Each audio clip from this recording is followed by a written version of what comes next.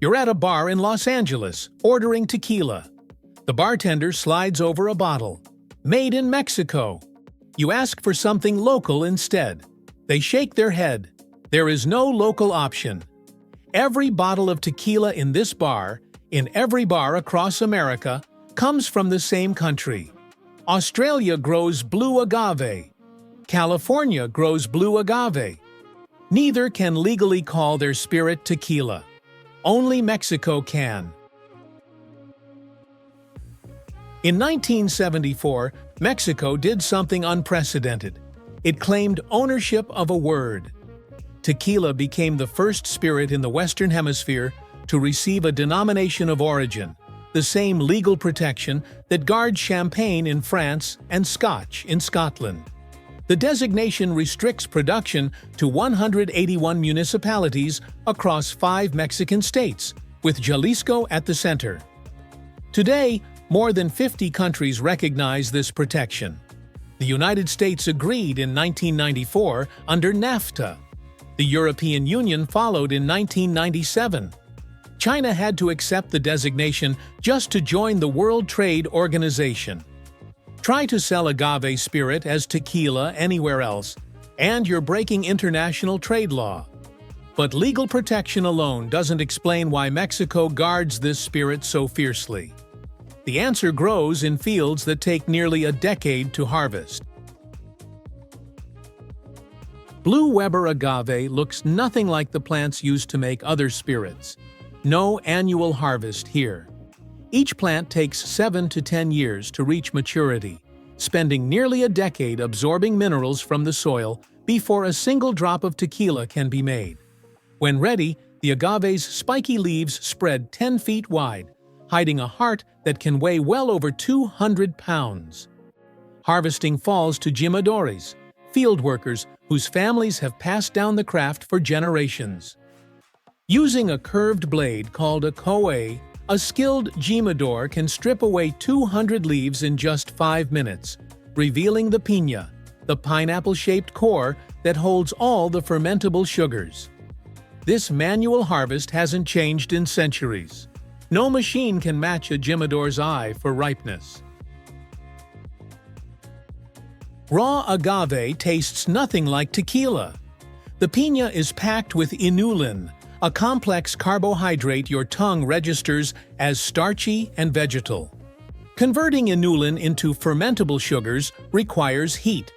Traditional distilleries use brick ovens called hornos, slow cooking the piñas for up to 36 hours. Steam breaks down starches into simple sugars, turning white flesh golden brown and filling the air with caramel sweetness. Modern facilities use stainless steel autoclaves that cut cooking time to 18 hours but sacrifice some of that caramelized depth. After cooking, the softened piñas are crushed to extract agua miel, the honey water that ferments into alcohol. Some distilleries still use a tahona, a massive stone wheel that has been grinding agave for 400 years. So far, nothing here seems impossible to replicate. Blue agave grows in Australia. Brick ovens exist everywhere. Fermentation and distillation follow universal chemistry. Why can't a distillery in California or Queensland produce something identical? Because the agave remembers where it grew. The soil composition, the altitude, the temperature swings between day and night all embed themselves in the plant's sugar profile over that decade of growth. 2 agaves planted from the same cutting will taste different if one grows in volcanic soil and the other in red clay. Mexico's tequila region sits on terrain that took millions of years to form. No amount of importing plants or copying techniques can replicate what the land itself contributes. Within Mexico, 2 distinct regions produce noticeably different tequilas. The Highlands, called Los Altos, sit at 7,000 feet on iron-rich red clay. Cooler temperatures and less rainfall force the agave roots deeper into the earth, stressing the plant into producing more sugar. Highland tequilas taste bright, with fruit and floral notes that some describe as feminine.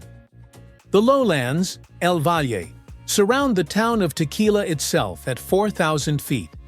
Here, the dormant Volcán de Tequila left behind mineral-rich black soil. Warmer temperatures produce smaller, faster-maturing agaves with earthy, peppery, herbaceous flavors that some call masculine. Same species, same production methods, completely different taste profiles. The terroir debate in tequila is as fierce as it is in wine. Here's what the label doesn't always tell you. Tequila comes in two categories, and one explains every bad experience you've ever had with this spirit. 100% agave tequila uses only blue agave sugars from start to finish. Mixto only requires 51% agave. The remaining 49% can come from cane sugar, corn syrup, or other sources. These additives produce harsher flavors and more congeners, the compounds responsible for headaches and hangovers. Mixto can be shipped in bulk and bottled anywhere in the world. 100% agave must be bottled in Mexico under strict supervision. If the label doesn't say 100% agave, assume you're drinking Mixto. Every bottle of tequila represents a decade of patience. 7 to 10 years for the agave to mature in volcanic or clay soil. Generations of Jimador knowledge to harvest it at peak ripeness. Terroir that shapes flavor in ways no other location on Earth can replicate. Legal protection that 50 nations enforce. And a choice at the store that determines whether you're drinking pure agave or something diluted with corn syrup. The denomination of origin isn't just bureaucracy. It's recognition that some spirits are completely inseparable from the land that creates them. Mexico didn't just invent tequila. It grew the only soil where real tequila can exist. Next time you pick up a bottle, you'll know what those words actually mean. Made in Mexico isn't marketing. It's the only place this spirit can legally exist. 100% agave tells you everything came from plants that spent a decade in Mexican soil. No label at all means mixto, the category that gave tequila its reputation for brutal hangovers. Highland agave gives you fruit and flowers. Lowland agave gives you earth and pepper. Same spirit, different experience depending on the soil. So, which one's in your glass right now?